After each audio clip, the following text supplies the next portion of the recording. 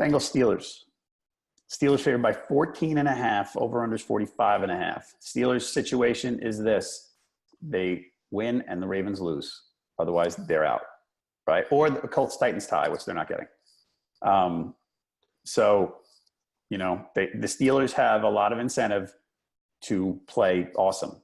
And they're probably got James Conner's going to play, going to be back most likely. Antonio Brown didn't practice Wednesday, Thursday. He's got a knee that he's resting. Sounds like he's going to play. Bengals are actually 5-2 against spread on the road. It's funny. I talked to, when I was talking to Ryan on Wednesday, Ryan lives in Cincinnati. And I was talking about this game. And he said, oh, but by the way, Driscoll's awful. He's just really, really bad. Okay, point taken. I can't say I watched a ton of him. I mean, the Steelers, they have everything to play for here.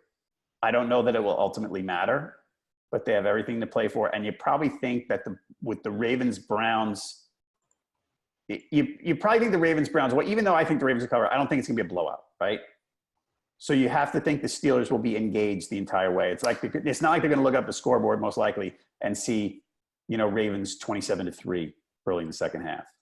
So the Steelers are going to be, you know, fighting for their playoff lives all the way through most likely. Yeah. I like the Steelers here. I didn't really give it much of a second thought. I didn't know Ryan lives in Cincinnati. I lived in Cincinnati for 6 years and covered that team for a lot of the time I lived there. So I feel like I know that city pretty well. I know that team pretty well, and they're just awful. Yeah. So not just Driscoll. It's like the whole team is awful, and the whole organization is in disarray, which is kind of something that we were used to saying about the Bengals, especially in the 90s. But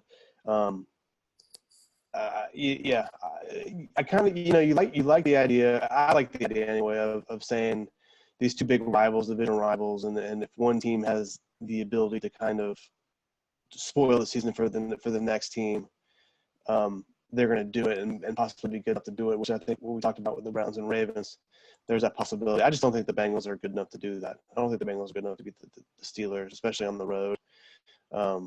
Even though they have the only reason they're playing for is to beat their biggest rival and keep them out of the playoffs. I just don't think they're good enough to do it. Yep. So. And it looks like Tyler Boyd's going to be out again for them, by the way. So their receiving weapons are just, you know, pretty decimated. Yeah, I'm going Steelers right now. Cincinnati doesn't play well in Pittsburgh. I mean, it's just there's really no reason to even think the Bengals are going to have much of a shot here. Right. 63% of the experts like the Steelers giving the points. 54% of the fans like the Steelers giving the points. 14.5 is a lot. I'll say that.